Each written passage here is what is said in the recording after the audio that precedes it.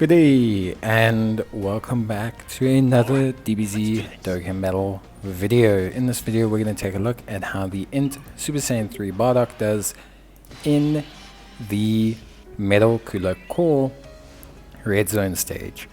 Now you're going to think, Cole, Metal Cooler Core is a physical type unit.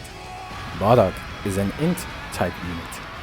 Very obviously, Bardock is not going to do very well defensively. This is the exact point. The point that I'm trying to make here is that if Bardock simply doesn't instantly die from Metal Cooler Core, he basically is a success. Because the thing is, Metal Cooler Core is, I think, the second hardest hitting boss in the game. So if Bardock takes anything from around 200k damage from Metal Cooler Core, he's basically guaranteed to only take at most around 50k from other bosses. That's the logic behind it. It sounds insane, but it makes perfect sense, okay? If you see him in his absolute worst situation, you know that for all the other red zones, he's probably going to be alright. Obviously, supers are not friends for Bardock. Not just from Metal Cooler Core, but from tons of other units. And the reason being, Bardock relies on raw defense. Raw defense, as you guys know, is just not enough to handle the scaling of Dokkan at this point in time. Like, it's just not the best kind of scenario for a unit to be handling the kind of content that we have with just raw defense. So unfortunately, that's always going to be the case. It's really nothing you can do, to be honest. It's just how it is. But Bardock, I think, will do great. Just to kind of surmise Bardock again, for people who maybe don't know, Bardock is obviously a INT type unit. He is 170% Super Saiyan 3 lead, and yeah, he's pretty solid. He's really good. He raises defense on his super attack. He has a seal capability on his super attack. His passive is Ki +3. Attack and defense of 100%, and he has an additional attack and defense of 100% when performing a super attack. He gives all superclass allies 50% attack, and he launches a guaranteed, he launches a guaranteed additional super attack when there's another Power Beyond Super Saiyan category ally attacking in the same turn. Because of how everything works, Bardock can end up with very high after super defense. Of course, it's just raw defense. There's no damage reduction or anything like that. But in most cases, especially with a dupe, Bardock sits on probably the threshold of being pretty much good enough for most events to tank normals. We're going to see him now against possibly his absolute worst opponent, and he's going to tank more than fine. And that's just how it is with Bardock. The thing is if we test him and he does okay in this scenario, then he's pretty much guaranteed to be really good in most other scenarios. Now Bardock is on storied figures, but he's also on Goku's family, and he's a pure Saiyan, which means he has a 200% lead in the form of Tech Bardock, which is pretty good for him in the long run. I think he's a really good addition to most teams. I wouldn't necessarily run him as a second slot unit in every single event, even though he is a very solid second slot unit. I would probably run him as a floater. I do think he's best as a floater. I think that's where he thrives. I think that's where you get the most out of him. And for me, in general, I'm probably happiest with him in that scenario. I think in general, that's just the best way to roll with him.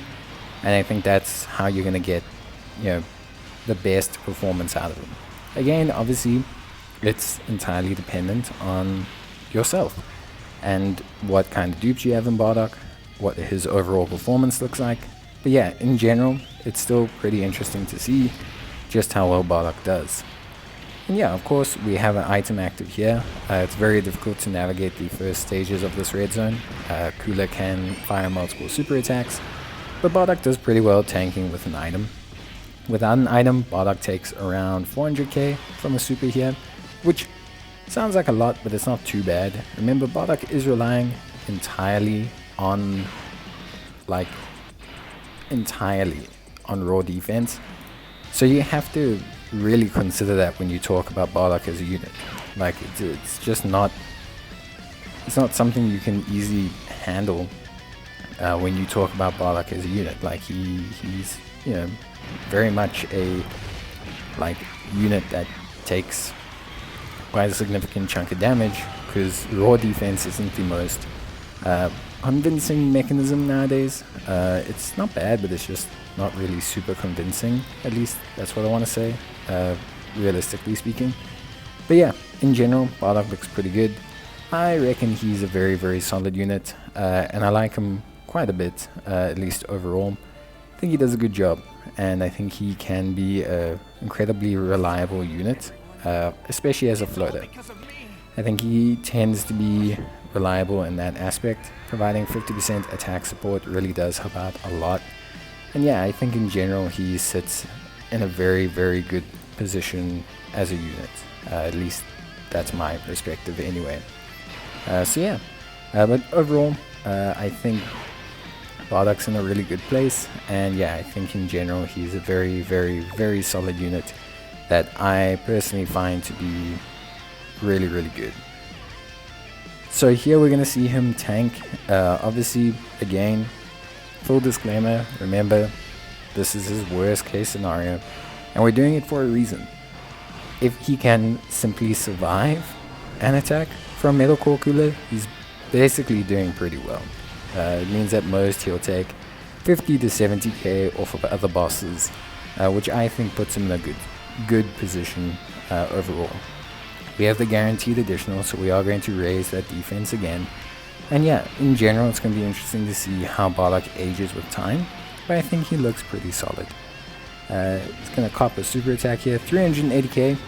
Okay, it seems like a lot, but his defense was actually lowered from the previous turn of Metal Cooler. So we're going to replay that. We're going to reload it, just reload it a little bit. And in this case, he's going to not have his defense lowered.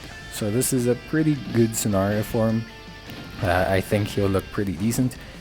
I mean, look at SS4 Bardock taking 85k on an attack, and that's with type advantage. And here we have Bardock, again, going to get off his double supers, which is very, very good. No support on the rotation either, but yep, double supers. In fact, I think we triple super here, if I'm not correct. No, we just double super. 292. Well, that's it from me. See you guys next time. Bye.